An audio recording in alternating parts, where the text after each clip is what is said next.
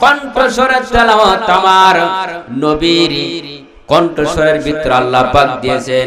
সম্মানিত ভাইরা, আমার আপনার নবী বিশ্ব নবী তো জাহানের নবী।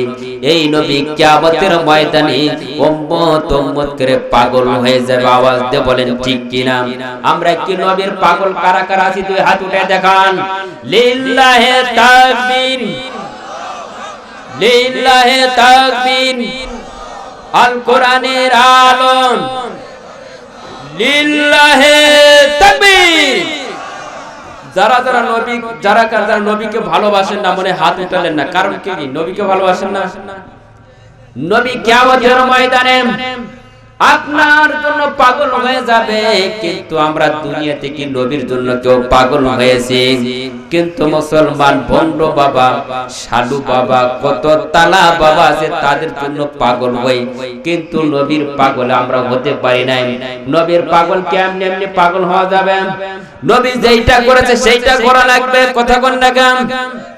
কিয়ামতের ময়দানে আমার আপনার নবী বিশ্ব নবী হযরত মুহাম্মদ রাসূলুল্লাহ সকল বনি সাল্লাল্লাহু আলাইহি সাল্লাম নবী উম্মত উম্মত করে পাগল হয়ে যাবে। মারহাবা। সম্মানিত ভাইরা, এই নবী হলেন বিশ্ব নবী, আমার আপনার নবী তো জাহানের নবী। মসজিদে নববীর ভিতরে ইমাম হাসান হুসাইন রাদিয়াল্লাহু তাআলা আনহুকে নিয়ে খেলাধুলা করছিল। ইতিমধ্যে ইমাম হাসান হুসাইনের খেলাতে দেখছেন নিজের মেয়ে মা ফাতেমা রাদিয়াল্লাহু তাআলা আনহা, রাসূলের একমাত্র কন্যা ছিলেন কে? মা ফাতেমা। দেখছেন যে আমার আব্বা জান 2 দিন 3 দিন পর্যন্ত 5 দিন পর্যন্ত কোনো খাবার খাই নাই। ইমাম হাসান আর হুসাইন আমার আব্বার পিঠের উপর উঠিয়া খেলাধুলা করতেছিল। এতে মধ্যে দেখে ওমরের রাগটা কম না বেশি? ওমর দেখছেন সাইড দিয়ে যে রাসূলের উপর 2টা বাচ্চা এত খেলাধুলা করে, এত চাপাচাপি করে, এত তুষ্টামি করে, এত কষ্ট দেয়, আমার আর সহ্য হয় না। ওমরের 2 চোখ দিয়া পানি দরদর করে পড়ে, ভাইরা আমার নবীকে তারা কষ্ট দেয়, কিন্তু ইমাম হাসান আর হুসাইন 2 জন তো নবীকে কষ্ট দেয় না, খেলাধুলা করতেছে, কিন্তু তারা জানে না। সম্মানিত ভাইরা, ইমাম হাসান আর হুসাইন নবীর পিঠের উপর উঠিয়া নবীকে বলতেছেন, নানা জি আপনি হন ঘোড়া, আমরা হলাম ঘোড়ার সওয়ার। নবীর গলা ধরে টান দেয় আর বলে, চলো চলো ঘোড়ার সামনে যাও, সামনের দিকে অগ্রসর হও। এবার বারবার করতেছেন।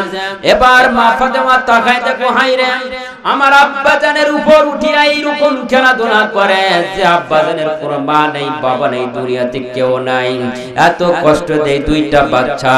তখন মা ফাতেমা গিয়া 2টা বাচ্চার 2টা গালে থাপ্পড় মারছে। মারার পরে আল্লাহর নবীর 2টা নাতি যখন কান্নায় ভেঙে পড়েছে, আমার নবীও দেখে কাঁদে, কান্নায় ভেঙে পড়েছে। এবার মা ফাতেমা ডাক দিয়ে বলেন, আব্বা জান আপনাকে তো আমি মারি নাই, মারছি শুধু ইমাম হাসান আর হুসাইনকে। এবার ইমাম হাসান হুসাইনকে থাপ্পড় লাগাইছে। এবার মা ফাতেমাকে ডাক দিয়ে বলে, মা দেখো আমার বলা আমার চেহারা মোবারকের দিকে একটা বার তাকায় দেখো যে আমার চেহারাটা কেমন হয়েছে। সম্মানিত ভাইরা, যে নবীর উপর মশা মাছি পড়া পর্যন্ত হারাম, ওই নবীর গলায় মানে এইরকম এমন একটা থাপ্পড় মারছে, কিন্তু থাপ্পড় মারে নাই। ইমাম হাসান হুসাইনের থাপ্পড় মারার কারণে 5টা আঙ্গুলের ছাপ এরকম গালের উপর নবীর উপর ছাপ উঠেছে। এবার মা ফাতেমাকে ডাক দিয়ে বলছে, মা তুমি আমার এরকম গালের দিকে তাকায় দেখো। এবার বলতেছে, আল্লাহ রাসূলকে বললেন, আব্বা জান আমি তো আপনাকে মারি নাই, 2টা বাচ্চাকে মারছি, এরই বিনিময় হইতে গুলো হয়েছে। আব্বা জান আপনার কাছে ক্ষমা চাই, আর কোনোদিন আর খেলাতে ডিস্টার্ব করব না। সম্মানিত ভাইরা, এরকম মহব্বতের লোক থাকা রাখবেন। ইমাম হাসান হুসাইন আল্লাহ রাসূলের মহব্বতের লোক ছিল, যে কারণে গুলো ইমাম হাসান হুসাইন একমাত্র যুবকদের সর্দার। চিৎকার দিয়ে বলেন সুবহানাল্লাহ। সম্মানিত ভাইরা, মা ফাতেমা আল্লাহ রাসূলকে বেশি বেশি মহব্বত করেছেন, ভালোবেসেছেন। মা জাতি যারা রয়েছেন, আমার মা বোনদের কিছু কথা বলবো, তারপরে আপনাদের কথা বলবো। আমার মা বোনেরা যারা এসেছেন, দয়া করে মা জাতি যারা রয়েছেন বাবাদেরকে কিন্তু মহব্বত করে, ভালোবাসে, বাসে কিনা? হজ করতে যায়, ছেলেকে ডাকে আর মা, মেয়েকে ডাকে মা। তোমাদের দুইজনে একটা কথা আছে, কি কথা? আমি হজ করতে যাব, হজ করার জন্য অনেক টাকা খরচা হচ্ছে, আমার 30 বিঘা সম্পদ আছে, 30 বিঘা সম্পদের ভিতরে মা ছেলেকে দিলাম 30 বিঘার ভিতরে আমি 28 বিঘা, তোমাকে দিলাম 2 বিঘা, দোয়া করব। আমি কোথায় গিয়ে? মক্কাতে গিয়ে দোয়া করব। তোমাকে কাজে লাগবে? এ লাগবে? যারা মেয়েকে ঠকানি ধরনের লোক কি আছে? আমার এলাকায় অনেক হজ করতে গিয়েছে, ছেলের নামে রাখছে 28 বিঘা, মেয়ের নামে রাখছে 2 বিঘা। বলেন সুবহানাল্লাহ। যারা মেয়েকে ঠকান মনে করে লাল কালি দিয়ে রাখছেন পৃথিবীর বুকে, কিয়ামতের ময়দানে এরকম লাল চিহ্ন উঠবে, তখন কি করবেন? কোথায় যাবেন? সম্মানিত ভাইরা, এরকম কাজ করবেন না। মা জাতি আতন যারা পিতা মাতাকে মহব্বত করে, ভালোবাসে, মেয়েরা কিন্তু বেশি ছেলেরা না করে। সম্মানিত ভাইরা, যারা মা জাতি যে সমস্ত রয়েছে, মেয়ে জাতি যারা রয়েছে, পিতা মাতাকে মহব্বত করে, ভালোবাসে, ছেলের চাইতে বেশি না? ছেলেদের চাইতে মেয়েরা বেশি ভালোবাসে না? সম্মানিত ভাইরা, একটা লোক ঢাকায় চাকরি করেছিল। কি করেছিল? ঢাকায় চাকরি করে এমনি এমনি বাবাই রিকশা চালাইয়া টাকা ইনকাম করে ছেলেকে বড় করেছে, ম্যাজিস্ট্রেট বানাইছে। ছেলে চাকরি করতেছে ঢাকায়, ঢাকাতে চাকরি করতেছে। ইতিমধ্যে ঢাকায় চাকরি করতেছে, একটা বিয়ে করেছে। ছেলের মনটা ভালো না, আমাকে বাড়িতে যাওয়া লাগবে। বাড়ি যাওয়ার জন্য প্রস্তুতি নিয়েছে। বিবিকে ডাক দিয়ে বলে, বিবি আমাকে বাড়ি যাওয়া লাগবে, অবস্থা ভালো না। কই কেন বাড়িতে যাওয়া লাগবে? মা অসুস্থ, বাবাই অসুস্থ। বাবাই রিকশা চালায়া প্রতিদিন ইনকাম করে 13 থেকে 2000 টাকা। 2000 টাকার বিনিময়ে নিজের বিবির জন্য লাগে প্রায় 1000 টাকার ঔষধ লাগে। বাকি টাকা দিয়ে নিজের ক্ষুধা নিবারণ করে। সম্মানিত ভাইরা, ম্যাজিস্ট্রেট বড় একজন অফিসার হয়েছে। সন্তান এত টাকা ইনকাম করে কিন্তু মা বাবার দেয় না। এত মাত্র মাস গেলে 5000 টাকা পায়। এই টাকা দিয়ে কি চলে? সম্মানিত ভাইরা, তো কষ্ট করে আপনার সন্তানকে এত বড় মানুষ বানাইলেন, আর সন্তান কি আপনাদেরকে টাকা দেয় না? এই সমস্ত সন্তানেরা যারা মা বাবাকে দেখে না, তাদের স্থান কোথায় হবে? সম্মানিত ভাইরা, ঢাকায় চাকরি করলেন, কিন্তু তিনি খবর পাইলেন আমার মার শরীর ভালো না, আমার বাবার শরীর ভালো না। বাবা একদিন চিন্তা ভাবনা করলো, আমরা তো টাকা পয়সা পাই না, কিভাবে আমাদের ক্ষুধা নিবারণ করা লাগবে? মাস গেলে এত টাকার ঔষধ কিনা লাগে, কোথায় পাবো টাকাগুলো? এই টাকা ইনকামের জন্য তিনি চিন্তা ভাবনা করলো। মুরব্বী বাবা রিকশা চালানোর জন্য বের হয়েছে শহরে। দিনের বেলা বের হয় না, রাত্রের বেলা বের হয়েছে। কারণ রাত্রের বেলা বের হলে মানুষ দেখবে না, দেখে। দিনের বেলা যদি বের হয়, বলবে তোমার ছেলে হলো ম্যাজিস্ট্রেট, মাস গেলে 50-60 হাজার টাকা পাই, তোমাদের কি খরচা দেয় না? এই লজ্জায় মুখ না দেখিয়া রাত্রের বেলা তিনি মুখটা সুন্দর করে বেঁধে তিনি রিকশা চালাইতেছিল। পায়ের পেটের, কিসের পেট? পা দিয়ে পেডেল করা লাগে। এখন চাপ দিলেই তো চলে যায়, কতক্ষণ লাগে? সম্মানিত ভাইরা, এত কষ্ট করে রাত্রের বেলা তিনি ইনকাম করতেছে। এই তো শীতের ভিতরে হঠাৎ দেখে বাসের কাছে কিন্তু যখন যাত্রী নামে রিকশাওয়ালা চাই না, রিকশাওয়ালা মনে করছে যাত্রী নাম দিছে। একটা যাত্রী যদি রাত্রের বেলা পাওয়া যায়, দেখবেন দিনের বেলা 50 টাকা, রাত্রের বেলা কিন্তু 150 টাকা। কথা কন না কেন? সম্মানিত ভাইরা, এইবারে বড়ভাই বাবা চিন্তা ভাবনা করলাম, একটা ভদ্রলোক যদি আমি পাই, ভদ্রলোক হয়তো মনে হয় 150 টাকা আমাকে বেশি দিবে, সকাল বেলা ঔষধ কিনতে আমার সমস্যা হবে না। এবার ভদ্রলোকটা নামছে, নামার পরে রিকশাতে উঠছে। এই তো মুখ বাঁধা ছিল, রিকশাতে চড়িয়া সন্তান দেখুন কি রকম সন্তান, দেখুন মুরব্বী বাবাদেরকে দেখতে পারে না। আসলে যারা কোরআন হাদিস বোঝে, ওরা কখনো মুরব্বীদের সঙ্গে বেয়াদবি করে না। এবার সন্তান বুঝতে পারে না এইটা কে, আর বাবাই চিন্তা এটা তো আমার ছেলে, কে চিনছে না? বাবা চিনে কি চিনে না? এবার বাবা চিনছে এটা হলো আমার ছেলে। এবার ডাক দিয়ে বলতেছে, অফিসারকে বলতেছে, স্যার আপনি আমার রিকশাতে চড়েন, মনে হয় টাকা পাবে বেশি, কারণ দেখছে নিজের ছেলে, আমি পায়ের পেটে দিয়ে আমার ছেলেকে বাড়িতে নিয়ে যাব। এবার আস্তে আস্তে একটু চালাই। এবার মুরব্বির দিকে তাকায় বলছে, মুরব্বি তুমি কি পারো না, তাড়াতাড়ি নিয়ে যাও, আমার বাড়ির অবস্থা ভালো না, তোমাকে তাড়াতাড়ি যাওয়া লাগবে। আস্তে আস্তে করে পেডেল করে এমত অবস্থায় লোকটা, ভদ্রলোকটা ঘাড় ধরে ধাক্কা মারছে। লোকটা যখন মাটিতে পড়ে গেল, যাওয়ার পরে লোকটা আবার উঠলেন। উঠার পরে বলে, বাবা তোমার বাড়ি কোন জায়গায়? বলতেছে আমার বাড়ি হলো অমুক গ্রাম। কয় বাবার নাম কি? আব্দুর রহমান। কয় তোমার মাকে তুমি চিনো? কয় হ্যাঁ। তোমার মার অবস্থাটা কেমন? কয় আমি তো জানি না মার অবস্থাটা কেমন, এইটাও তো আমি জানি না, আমি শুনতে পাইলাম আমার মা হলো অসুস্থ। এবার বাবাই রিকশা চালাইয়া ভদ্রলোকটাকে বাড়িতে নিয়ে গেল। বাড়ির সামনে থেকে মা দুনিয়ার থেকে বিদায় হয়ে গেছেন। সম্মানিত ভাইরা, যে সমস্ত ভদ্র ছেলেদেরকে যারা ইউনিভার্সিটি এবং বিভিন্ন জায়গায় যারা পড়াশোনা করেছেন, সর্বপ্রথম কোরআনুল কারীমের আলো দেওয়া লাগবে। এবার সম্মানিত ভাইরা, ভদ্রলোকটা বাড়িতে আসার পরে দেখলেন, হায়রে আমার জনম দুঃখিনী মা দুনিয়া থেকে বিদায় হয়ে গেছে। এবার ওই ভদ্রলোকটাকে বলতেছে, বাবা দয়া করে একটু আপনার মুখের চাদরটা একটু সরান। চাদর সরার পরে দেখে নিজেরই পিতা চিৎকার দিয়ে বলে সুবহানাল্লাহ। এবার বাবার পা চিপে ধরে বলে, আব্বা আপনার কাছে বেয়াদবি করেছি, ভুল করেছি, দয়া করে আপনি একটু মাফ করে দেন। বলেন তো সন্তানের জন্য পিতা মাতা ক্ষমা করে দেন কি দেন না?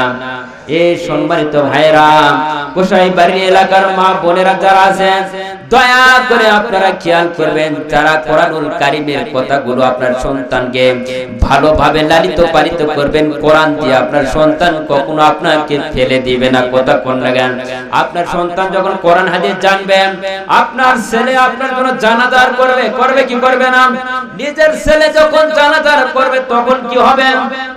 লোকটা ওই ছেলের কারণে কিয়ামতের ময়দানে আল্লাহ পাক তার জান্নাত দিবে এবং কি কবরে শুয়ে শুয়ে সে ভালো স্থান পাবে। কথা বলেন ঠিক কিনা?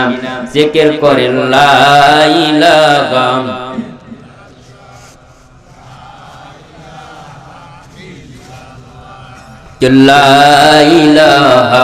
ইল্লাল্লাহ, লা ইলাহা ইল্লাল্লাহ মুহাম্মাদুর রাসূলুল্লাহ। সকলে বলি সাল্লাল্লাহু আলাইহি ওয়াসাল্লাম। সম্মানিত ভাইরা, মা কেমন জাতি এটা আপনারা ভালোভাবেই জানেন। যার মা নাই দুনিয়াতে আর কেউ আছে? খালা কোন, কি ফুফু কোন মায়ের মতন হবে? মার মতন হবে না। চাচা কোন, ফুফা কোন বাবার মতন হবে না। হবে? আপনাদের এই মাহফিলটা দিয়েছেন কিসের উদ্দেশ্যে বলেন তো? গোরস্থান। গোরস্থানে কারা কারা থাকবে? দুই হাত উঠায় বলেন তো। থাকবেন? হাত টান টান করেন। বলেন এই হাতের ভিতরে একটা লোক বলেন যে হুজুর আমি এই গোরস্থানের উদ্দেশ্যে ৫,০০০ টাকা দিব। হাত না বলেন, কারণ দিবেন না। একজন ৫,০০০ টাকা দিবেন আপনি? উনি বুঝতে পারে নাই। বলেন তো আমি ৫,০০০ টাকা দেব গোরস্থানের উদ্দেশ্যে। বলেন তো একটা লোক বলেন। ওয়াজ কিন্তু আরো আছে, আমি শোনাবো, একটু কালেকশন করি। রাগ করতেছেন আপনারা? এটা কিসের উদ্দেশ্যে নিছেন? মাহফিলটা হচ্ছে কবরস্থানের উদ্দেশ্যে। তাহলে কবরস্থানে তো টাকা পয়সা দরকার আছে, আছে না নাই? কবরটা ঘেরাও করা লাগবে, ইটের দরকার, বালুর দরকার, সিমেন্টের দরকার, পয়সার দরকার। কোন বাবা আছেন ৫,০০০ টাকা দিলাম, নিচে থেকে বলেন তো ৫,০০০ টাকা নাই? একজন ব্যক্তি বলে যে হুজুর আমি ২,০০০ টাকা দিলাম, নিচে থেকে বলেন তো ২,০০০ টাকা। আচ্ছা ২,০০০ টাকা নাই? ৩০ জন ব্যক্তি ১,০০০ করে টাকা দিবেন। ১,০০০ লিল্লাহি তাকবীর। নামটা একটু লিখে লেখেন। হ্যাঁ দেন। আল্লাহ ভাই আপনার নামটা কি? লাভলু। আল্লাহ আমার এক ভাই 1000 টাকা দিয়ে দান করেছে আল্লাহ কবরস্থানের উদ্দেশ্যে, আল্লাহ যে নিয়তে দিয়েছে আল্লাহ নিয়ত কবুল করো, বলো আমিন। আর কোন বান্দা আছেন দয়া করে আমি তার জন্য দোয়া করব। যে একজন মুরব্বি বাবা একটু হাত উঠে বলেন নামটা কি? রায়হান সরকার আল্লাহ দান করেছে 1000 টাকা, আল্লাহ তুমি তারে দিও না দুনিয়ায় টাকা, আল্লাহ যে নিয়তে দান করেছে আল্লাহ নিয়ত কবুল করো, বলো আমিন। আরেকজন ব্যক্তি কেবল 2 জন হলো, আর 8 জন ব্যক্তি লাগবে। ওই যে একজন কয়জন বলেন কত? 1000 কি নাম দেন একটু তাড়াতাড়ি লেখেন, আমি একটু কালেকশন করে দেন।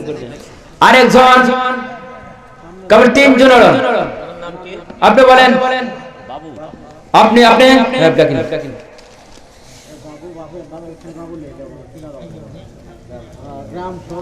হ্যাঁ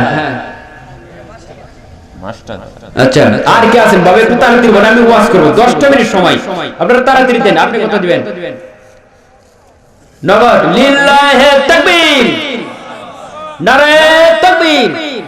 আল্লাহ আরেক বান্দা আল্লাহ 1000 টাকা নগদ আল্লাহ তুমি দান করেছে, আল্লাহ আল্লাহ যে নিয়ত দান করেছে নিয়ত কবুল করো, বলো আমিন। লা ইলাহা, দয়া করে তাড়াতাড়ি দেন, আমি আরো ওয়াজ করব ইনশাআল্লাহ। অনেক দূর থেকে এসেছি, আপনাদেরকে বিরক্ত করব না অল্প সময়ের ভিতরে। রমজান আল্লাহ দান করেছে 1000 টাকা, আল্লাহ যে নিয়তে দান করেছে আল্লাহ নিয়ত কবুল করো, আমিন। আল্লাহ আরেক ভাই দান করেছে 20 টাকা, আল্লাহ আল্লাহ রায়হান সরকার দান করেছে 1000 টাকা, লিল্লাহি তাকবীর। স্বপন দান করেছে 500। হোসাইন রাসূল আকরাম সাল্লাল্লাহু আলাইহি সাল্লামের সঙ্গে যখন খেলাধুলা আরম্ভ করলাম, ইতিমধ্যে মা ফাতেমা রাদিয়াল্লাহু তাআলা আনহা তিনিও দেখলেন। এরপর দেখলেন ওমর ফারুক রাদিয়াল্লাহু তাআলা আনহু।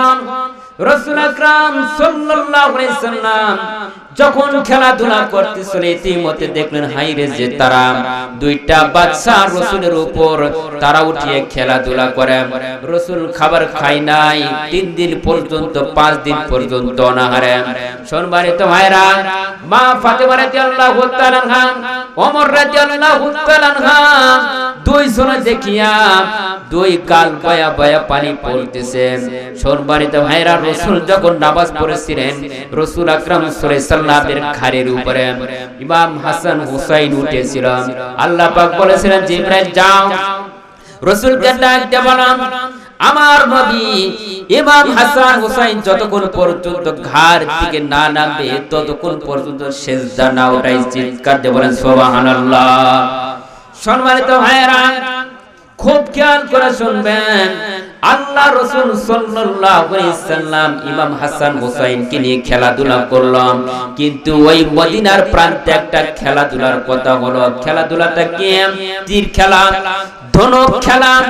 এই খেলার ভিতরে সবচাইতে ফার্স্ট হওয়া লাগবে। সম্মানিত ভাইরা, ওই খেলার ভিতরে ফার্স্ট হওয়ার জন্য আল্লাহ পাকের কি লীলা খেলা। এবার ইমাম হাসান হুসাইনের খেলা হলো। মদিনার প্রেসিডেন্ট তিনি হলেন ওমর ফারুক রাদিয়াল্লাহু তাআলা আনহু। ওমরের ছেলে ছিলেন আব্দুল্লাহ। আব্দুল্লাহ তিনি হলেন ওমরের ছেলে।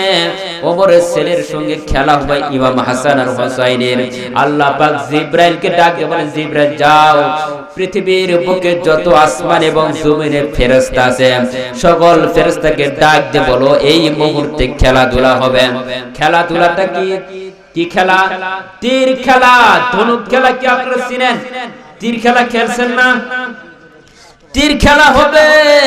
তীর খেলার মধ্যে আব্দুল্লাহ একটু সবচেয়ে বড় ছিলেন।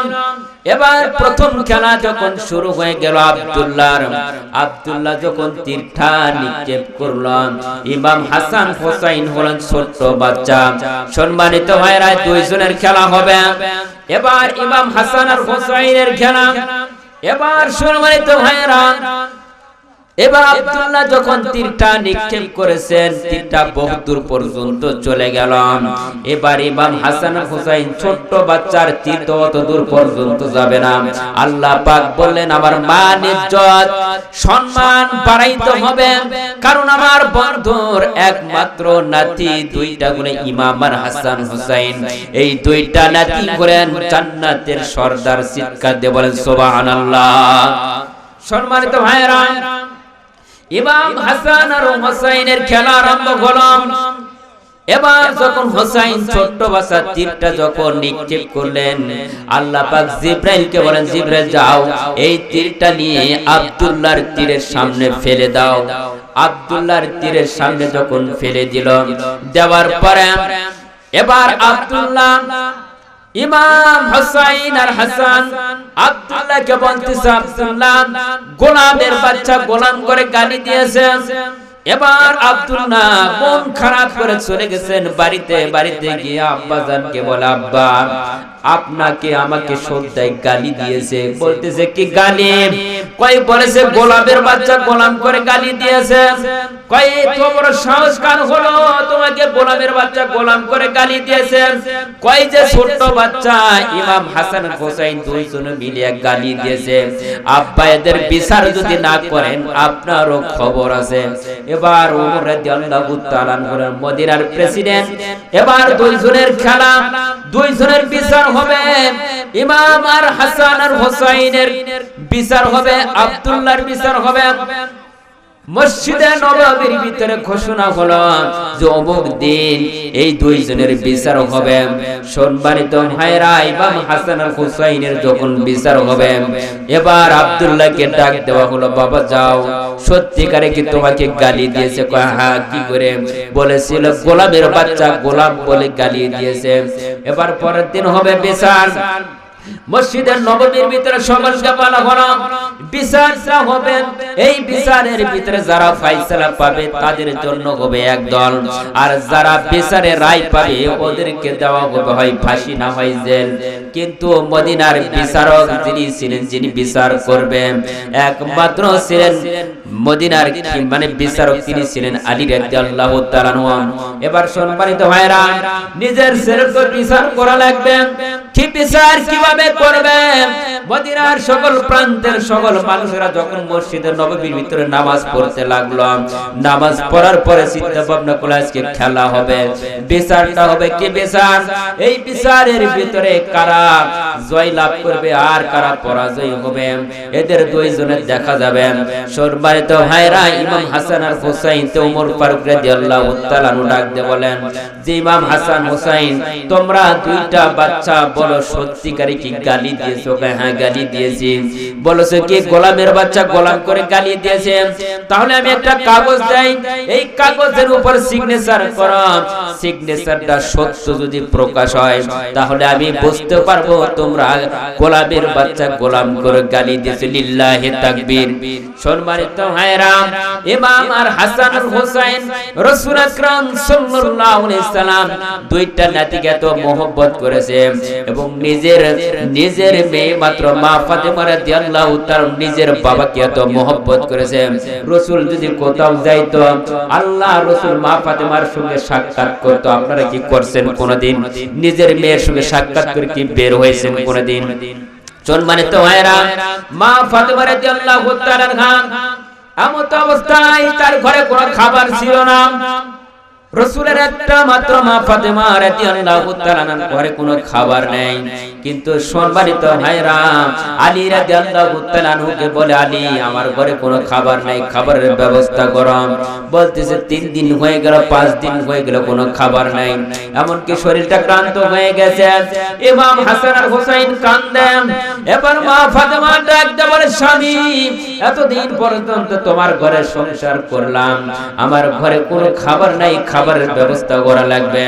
ইমাম হাসান আর হুসাইনের মা ফাতেমা রাদিয়াল্লাহু তাআলা আনহা এবার একটা চাদর ছিল, নিজের শরীরে একটা কাপড় ছিল, এই কাপড়টা নিজের স্বামীকে দিয়েছে। বলতেছে আলী এই কাপড়টা বিক্রি করে আমাদের খাবারের ব্যবস্থা করবা।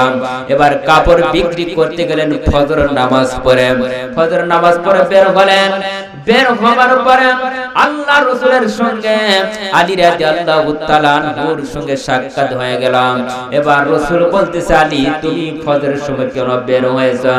এবার আলী ডাকতে বলছে, ইয়া রাসূলুল্লাহ, ইয়া হাবিবাল্লাহ, আজকে কয়েকদিন হয়ে গেল আমাদের বাড়ির কোনো খাবার নাই। ছোট্ট বাচ্চা ইমাম হাসান আর হুসাইন কাঁদেন, এমনকি আপনার মেয়ে পর্যন্ত শরীরটা ভালো না, খাবার নেই, পাবো কোথায়? আল্লাহ পাকের অশেষ মেহেরবানি দেন।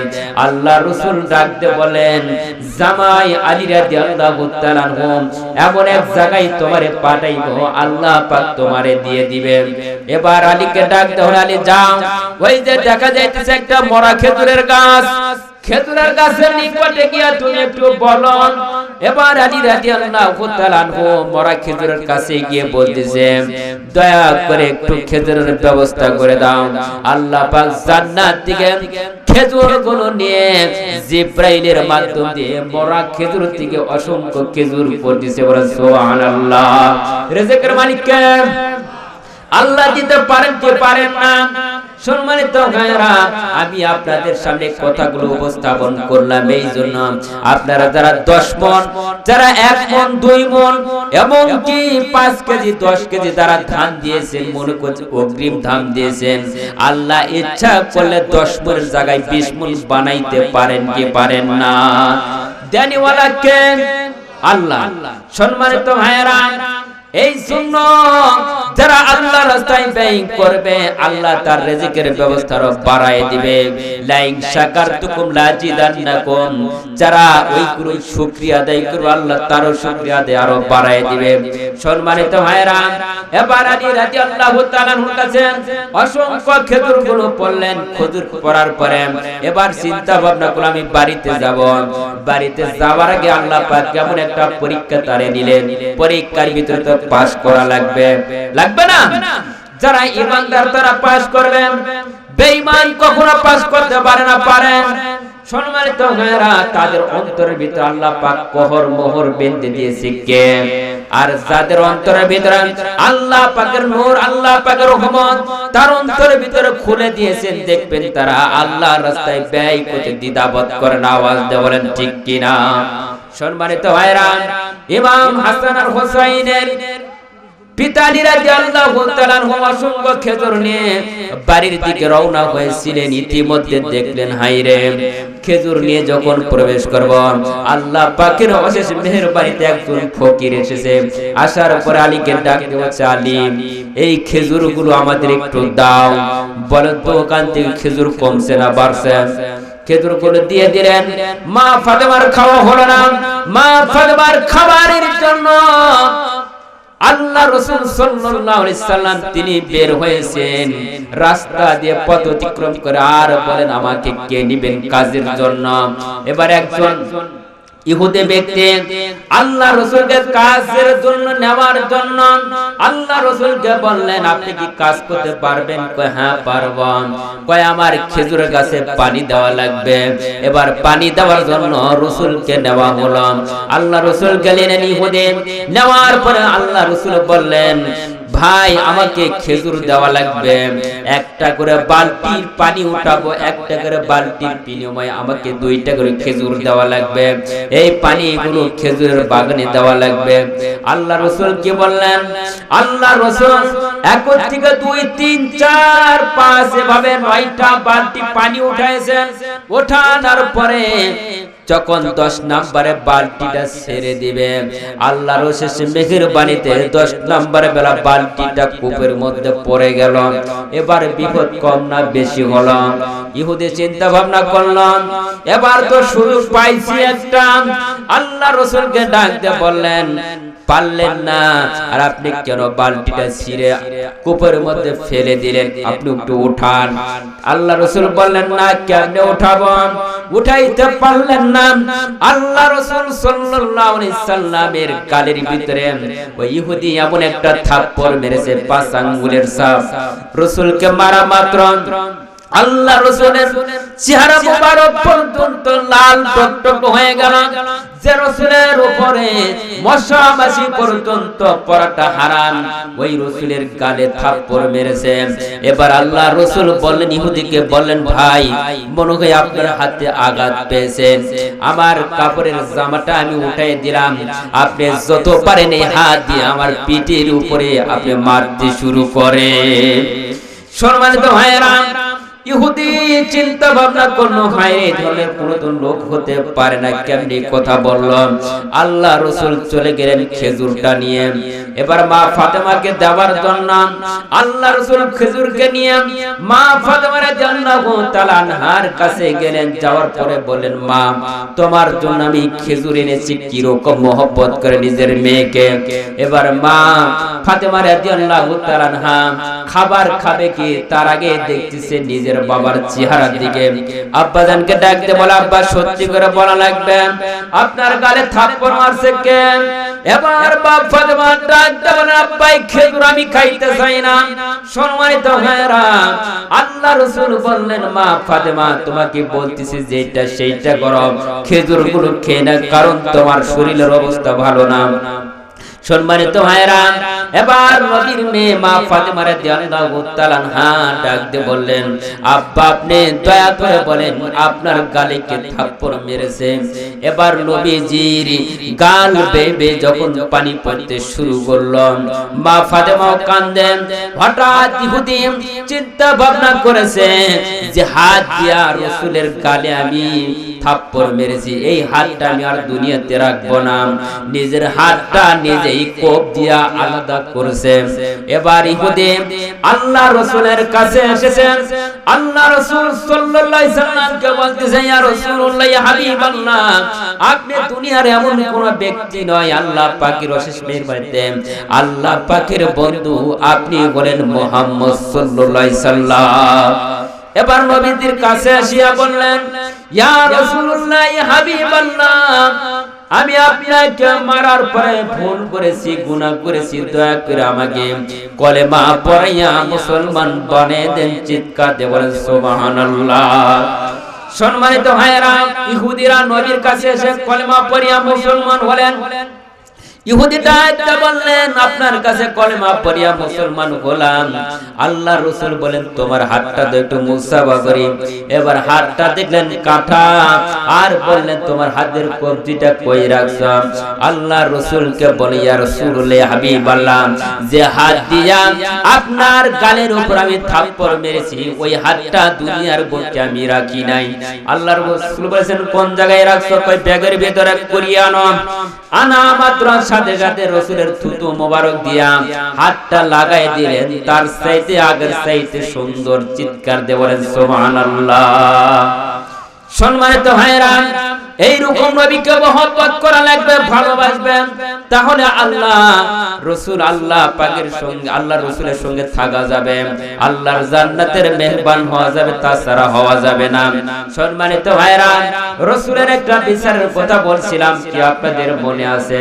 বিচারটা তো শুনবেন। এই বিচারের জন্য আছেন আপনারা? সময় তো 12টা বেজে গেছে, আর শুনবেন? হ্যাঁ,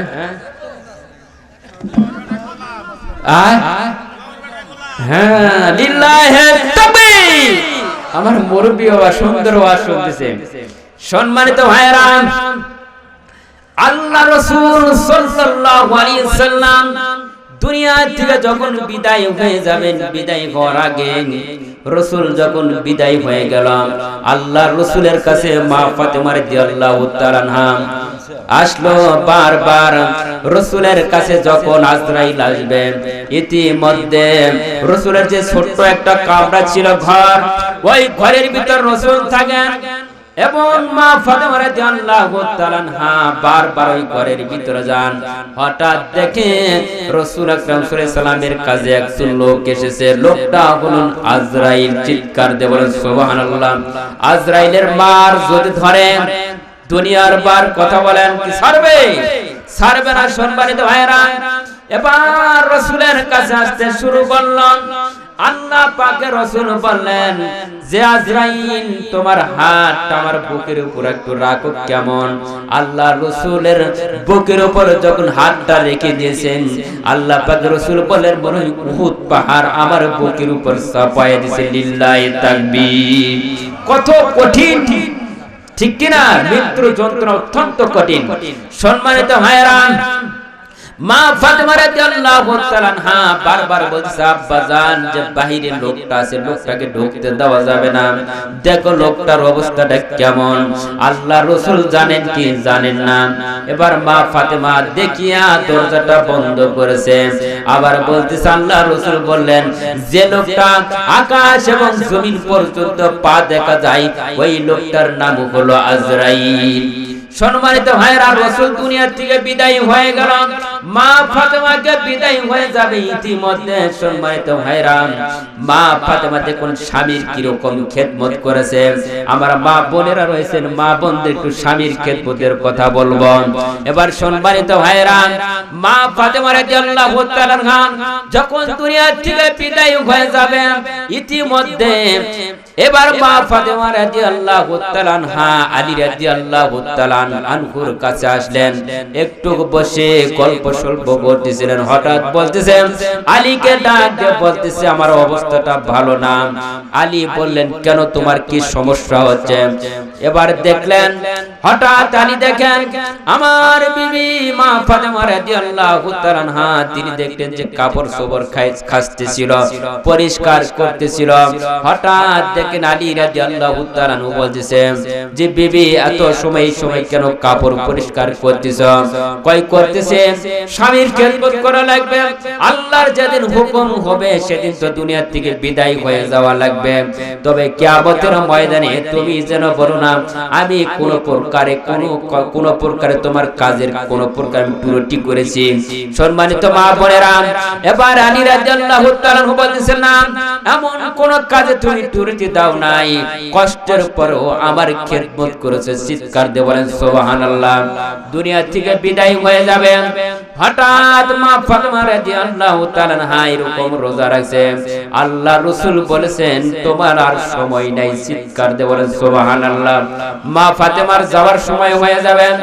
আল্লাহ রাসূলের মেয়ে মা ফাতেমা আলীকে ডাক দিয়ে বলতেছে আলী তোমার কাছে চারটি জিনিস আমি আবদার করলাম। এক নাম্বার হলো আমি দুইটা বাচ্চাকে রেখে গেলাম, এই দুইটা বাচ্চাকে তুমি খেদমত করবা, খাবার করে দিবা, এমনকি সপ্তাহে একদিন গোসল করবা। দুই নাম্বার হলো তুমি বিয়ে করতে পারবা। তিন নাম্বার যখন আমি মারা যাব সাথে সাথে দাফন করবা। চার নাম্বারে যখন আমি মারা যাব কাউকে তুমি ডাক দিবা না, যদি ডাক দাও আমার পর্দার খেলাপ হয়ে যাবে। চিৎকার দিয়ে বলেন সুবহানাল্লাহ। আজকে মা বোনের কি পর্দা আছে? কয় দরজার জানালার পর্দা ঠিকই শরীরের পর্দা আছে। মা বোনেরা দয়া করে একটু শুনবেন, আপনাদের অল্প আমলের কারণে আল্লাহ পাক জান্নাত নসিব করে দেবেন। সুবহানাল্লাহ। সম্মানিত ভাইরা, মা ফাতেমা রাদিয়াল্লাহু তাআলা আনহা এবার রোজা ছিলেন, রোজা অবস্থায় আল্লাহ পাকের হুকুম দুনিয়া থেকে বিদায় হয়ে গেলেন। বলেন সুবহানাল্লাহ। সম্মানিত ভাইরা, আমাদের তো যাওয়া লাগবে কিনা? কবরে সকলকে যেতে হবে, কবরটা যেন আমাদের জন্য জান্নাতুল বাগিচা হয়ে যায়। বলে আমিন। সম্মানিত ভাইরা, মা ফাতেমা রাদিয়াল্লাহু তাআলা দুনিয়া থেকে বিদায় হয়ে গেলেন। ইমাম হাসান আর হুসাইনকে দুই জনে রেখে গেলেন। ইমাম হাসান হুসাইনের যে খেলাটা করে শেষ করে দিব। সম্মানিত ভাইরা, খেলা আরম্ভ হয়ে গেল। বিচার শুরু। মসজিদে নববীর ভিতরে বলল খেলা হয়েছে, বিচার হবে। বিচারের কাঠগড়াই কিয়ামতের ময়দানে যারা দুনিয়াতে বিচার দুই নাম্বার করবে, আল্লাহ কিয়ামতের ময়দানে তাদেরকে দুই নাম্বারই করবে। কথা বলেন ঠিক কিনা? বাংলাদেশের টাকার বিনিময়ে ঘুষের বিনিময়ে বিচার হয় কিনা? কিন্তু কিয়ামতের আদালতের টাকার বিনিময়ে বিচার হবে না, বিচার হবে শুধু একমাত্র আমলের পরিবর্তে। আওয়াজ দিয়ে বলেন ঠিক কিনা? যদি আপনার বিচারটা সঠিক না হয় কিয়ামতের ময়দানে ধরা খাওয়া লাগবে। সম্মানিত ভাইরা, এবার বিচার আরম্ভ হয়ে গেল। বিচার আরম্ভের ভিতরে মসজিদের নববীর ভিতরে বললেন ওমর রাদিয়াল্লাহু তাআলা, ইমাম হাসান হোসেন বলো বাবা তোমরা কি এইটা সিগনেচার করছো? সত্য কই? হ্যাঁ, আসলে আমরা গোলামের বাচ্চা গোলাম। এবার নিজের ছেলে আব্দুল্লাহকে বলছে বাবা আব্দুল্লাহ, যিনি বলেছেন ইমাম হাসান আর হুসাইন গোলামের বাচ্চা বলে গালি দিয়েছে এটা সত্য।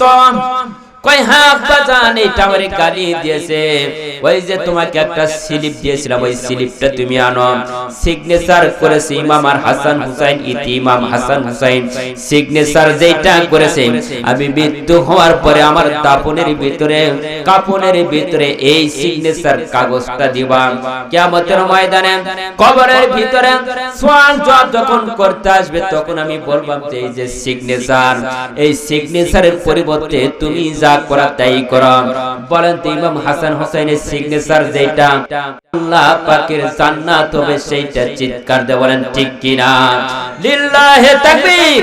আর দুনিয়ার আদালতে যারা সিগনেচার করেছে অন্যায় করেছে তারা বাংলাদেশে বসবাস করতে পারে নাই, পারবেও নাই। জিন্দেগিতে আওয়াজ দিয়ে বলেন ঠিক কি না? আমার মা বোনেরা যারা শুনলেন আপনারাও মানবেন, আল্লাহ আপনাদেরকে জান্নাত নসিব করবে বলেন আমিন।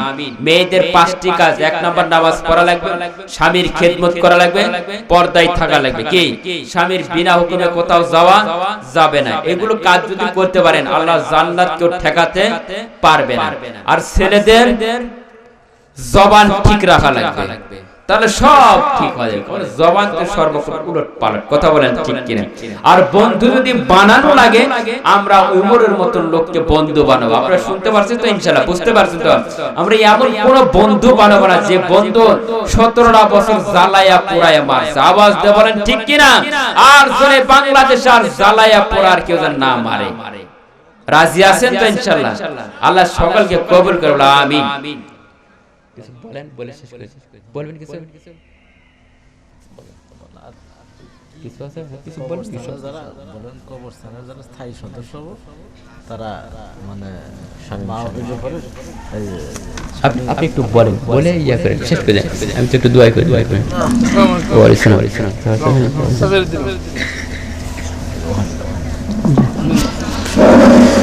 কবরস্থানের যারা স্থায়ী সদস্য হন তারা মাহফিলের পরে অথবা আগামী কাল পরশু বা যে কোনো টাইমে আমার নাম্বারটা সংগ্রহ করবেন, নিয়ে আমার সাথে যোগাযোগ করলেই আপনারা স্থায়ী সদস্য হতে পারবেন।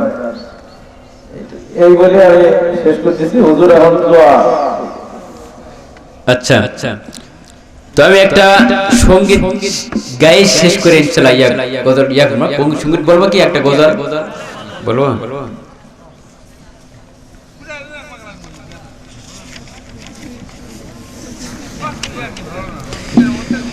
কেমন জীবন গঠন করলাম, বললে লোকে বলে আলহামদুলিল্লাহ। কথা কন না কেন? কেমন জীবন গঠন করলাম, মরলে লোকে বলে আলহামদুলিল্লাহ। ক্ষমতার বাহাদুরি আজ আছে কাল নাই, ক্ষমতার বাহাদুরি আজ আছে কাল নাই। নমরুদ আর ফিরাউন পতন হয়েছে ভাই, ঠিক কিনা? ক্ষমতার বাহাদুরি আজ আছে কাল নাই, নমরুদ আর ফিরাউন পতন হয়েছে ভাই। কেমন জুলুম করলে তোমার উপরে এমন ত্যাগ, এত বছর পরে তুমি বুঝলা না মানুষের আবেগ। অত্যাচারী স্বৈরাচারী চিরদিন কেউ থাকে না, নমরুদ আর ফিরাউনের পতন হয়েছে ভাই। মরার পরে সবাই বলে ইন্না লিল্লাহ, তুমি বললে কেন সবাই বলে আলহামদুলিল্লাহ, ঠিক কিনা? তুমি বললে কেন সবাই বলে আলহামদুলিল্লাহ। মরার আগে চিন্তা করো পরে সুযোগ নাই, নমরুদ আর ফিরাউনের পতন হয়েছে ভাই। চুপ করাতে চাইলেও জানি চুপ করা তো যাই না, একটি বুক চেপে ধরলেন হাজার মানুষ সাহস পায়। বন্দুকেরি নলের মুখে বাসলে গাজী ভাই, নমরুদার ফিরাউনের পতন হইছে ভাই, নমরুদার ফিরাউনের পতন হইছে ভাই। ঠিক কিনা? সব চলে গেছে, সকলেই পতন হয়েছে, আর নমরুদ ফেরাউন আর আমাদের দেশে আসতে পারবে না। আল্লাহ সকলকে কবুল করুক, ওমরের মতন বাংলাদেশে একজন প্রেসিডেন্ট আমাদেরকে বানায় দেব, আমিন। আমরা সকলে ফাতিহা শরীফ তেলাওয়াত করি, সকলে কবরস্থানের উদ্দেশ্যে সকল বিশ্ববাসীর জন্য আমরা দোয়া করব। সকলে কেউ বলেন আসসালামু আলাইকুম ইয়া আহলাল কুবুর, আউযু বিল্লাহি মিনাশ শাইতানির রাজিম, বিসমিল্লাহির রহমানির রহিম, আলহামদুলিল্লাহি রাব্বিল আলামিন, ইয়াকা না'বুদু ওয়া ইয়াকা নাস্তাঈন, সিরাতাল লাযিনা আন'আমতা আলাইহিম কুল হুয়াল্লাহু আহাদ।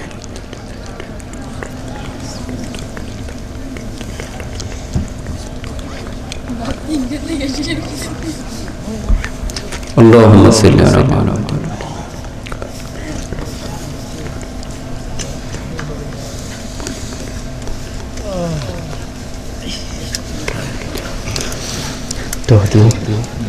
اللهم آمين. ربنا ظلمنا أنفسنا وإن لم تغفر لنا وترحمنا لنكونن من الخاسرين. ربنا تقبل منا إنك أنت السميع العليم وتب علينا إنك أنت التواب الرحيم. رب العالمين, গভীর রাতে তোমার শাহী দরবার হাত উত্তোলন করেছি আল্লাহ, দয়া করে মেহেরবানি করে আমাদের সকলের জীবনে জিন্দেগীর গুনাহ কথা maaf করে দাও রব্বুল আলামিন। আল্লাহ তোমার দরবারে যারা আমিন করতেছে আল্লাহ তুমি সকলের মনের খবর জানো, আল্লাহ প্রকাশ্যে জানো, গোপনে জানো, আল্লাহ সকলের মনের খবরটুকু তুমি কবুল আর মঞ্জুর করে নাও রব্বুল আলামিন। যারা আমিন করতেছে আল্লাহ জানি না কে কোন নিয়তে তোমার দরবার হাত উঠেছে আল্লাহ, সকলের নিয়ত কবুল আর মঞ্জুর করে নাও রব্বুল আলামিন। এই মাহফিল গত দিন থেকে আল্লাহ মাহফিলটা চলতেছে আল্লাহ, অনেক আলিম উলামা এই মাহফিলে আল্লাহ কথা বলেছে রব্বুল আলামিন, সকল আলিম ওলামাদেরকে তুমি কবুল আর মঞ্জুর করে নাও রব্বুল আলামিন। আল্লাহ যত বয়স্ক মুরব্বি বাবারা, যুবক ভাইরা যারা এই মাহফিলে বসেছিল আল্লাহ কোরআন হাদিসের কথাগুলো শুনেছে আল্লাহ তুমি দয়া করে মেহেরবানি করে তাদেরকে মানার তৌফিক দাও ইয়া রব্বুল আলামিন। আমার মা বোনেরা যারা রয়েছে আল্লাহ দয়া করে মেহেরবানি করে মা বোনদেরকে কবুল করে নাও আল্লাহ, আমার মা বোনদের নেক হায়াত দারাজ করো আল্লাহ। আল্লাহ যাদের রোগ বালা মুসিবত রয়েছে আল্লাহ ওই সমস্ত রোগ বালা মুসিবত থেকে দূর করে দাও রব্বুল আলামিন। দয়া করে আল্লাহ যে সমস্ত মেয়েদের বিয়ে হয় না আল্লাহ তুমি তাদেরকে বিয়ের ব্যবস্থা করে দাও আল্লাহ, যে সমস্ত যুবকদের বিয়ে হয় না আল্লাহ তাদের বিয়ের ব্যবস্থা করে দাও রব্বুল আলামিন। তুমি সকলকে কবুল আর মঞ্জুর করে নাও আল্লাহ। যারা টাকা দিয়েছে, পয়সা দিয়েছে আল্লাহ, শ্রম দিয়েছে আল্লাহ, অনেকে সিমেন্ট দিয়েছে, অনেকে ধান দিয়েছে আল্লাহ, অনেকে টাকা দিয়েছে আল্লাহ, তুমি সকলের দানগুলো কবুল আর মঞ্জুর করে নাও রব্বুল আলামিন। যারা দেয় নাই আল্লাহ তুমি তাদেরকে দেওয়ার তৌফিক দাও আল্লাহ। যারা 10 টাকা 5 টাকা যা দিয়েছে আল্লাহ তুমি সকলের দানগুলো কবুল করে নাও রব্বুল আলামিন। এই মাহফিলটাকে কবুল করে নাও কিয়ামত পর্যন্ত, এই মাহফিলটা যেন এরকম জারি থাকে আল্লাহ। আল্লাহ আমার শামীম ভাইকে তুমি কবুল আর মঞ্জুর করে নাও রব্বুল আলামিন। যারা কবরে শুয়ে আছে আল্লাহ কবরটুকু জান্নাতের টুকরা বানিয়ে দাও রব্বুল আলামিন। এই কবরের উদ্দেশ্যে আল্লাহ যারা মাহফিলের আয়োজন করেছে আল্লাহ টাকা পয়সা দিয়ে, শ্রম দিয়ে, কষ্ট করে আল্লাহ মেহনত করিয়া আল্লাহ তুমি সকলকে কবুল করে নাও আল্লাহ। এই মহল্লাবাসীর উপর রহমত নাজিল করো আল্লাহ রব্বুল আলামিন। যুবক ভাইদেরকে কবুল করে নাও, মুরব্বি বাবাদেরকে তুমি কবুল করে নাও রব্বুল আলামিন। ফিলিস্তিনের উপর রহমত নাজিল করো আল্লাহ, আলিম উলামার উপর রহমত নাজিল করো আল্লাহ। তুমি দয়া করে মেহেরবানি করে আল্লাহ সারা বিশ্বের মুমিন মুসলমানদের উপর রহমত নাজিল করো আল্লাহ। কাটে মুমিন মুসলমান না বানায়া অন্ধকারাচ্ছন্ন কবরে তুমি ডাক দিও না। ক্বালু হাসবুনাল্লাহু ওয়া নি'মাল ওয়াকিল ওয়া নি'মাল মাওলা ওয়া নি'মান নাসির। আল্লাহ জানি না কোন দিন আমাদের মওতের চিঠি আসবে আল্লাহ, দিনটা যেন হয় এরকম জুমার দিন এবং রমজানের মাস। রব্বুল আলামিন পরিশেষে বলে যায়, আল্লাহ আমার মা বোনদেরকে তুমি পর্দাশীনে বানিয়ে দাও, নামাজি বানায় দাও, হেদায়েত নসিব করে দাও। আল্লাহ স্বামীর খেদমত করার তৌফিক দাও। আল্লাহ যারা যে সমস্ত মেয়ের স্বামী রয়েছে আল্লাহ তারা যেন মহব্বত করতে পারে, স্বামী স্ত্রীর মিল মহব্বতে যারা বসবাস করতে পারে আল্লাহ তাদের সমস্ত বালা মুসিবত থেকে তুমি দূর করে দিও। আল্লাহ যারা বিশ্বের যত কবরস্থানে যারা কবরবাসী হয়ে গেছে আল্লাহ তাদের কবরটুকু জান্নাতের টুকরা বানিয়ে দাও। রব্বুল আলামিন তুমি তাকায় দেখো আল্লাহ, আল্লাহ কারো মা নাই বাবা নাই, অন্ধকারের জন্য কবরে গেছে আল্লাহ। আল্লাহ দুনিয়ার বুকে কত আদর ছিল, মায়া মমতা দিয়া বড় করেছে নিজের মা বাবা। আল্লাহ যার মা বাবা অন্ধকারের জন্য কবরে গেছে আল্লাহ তুমি তাদের কবরটুকু জান্নাতের টুকরা বানিয়ে দাও। রব্বির হামহুমা কামা রব্বায়ানি সগীরা। সুবহান রাব্বিকা রব্বিল ইজ্জাতি আম্মা ইয়াসিফুন, সালামুন আলাল মুরসালিন, ওয়ালহামদুলিল্লাহি রাব্বিল আলামিন। ওয়া জালাকিরা কালমা ইনদাল মাউত, লা ইলাহা ইল্লাল্লাহু মুহাম্মাদুর রাসূলুল্লাহ।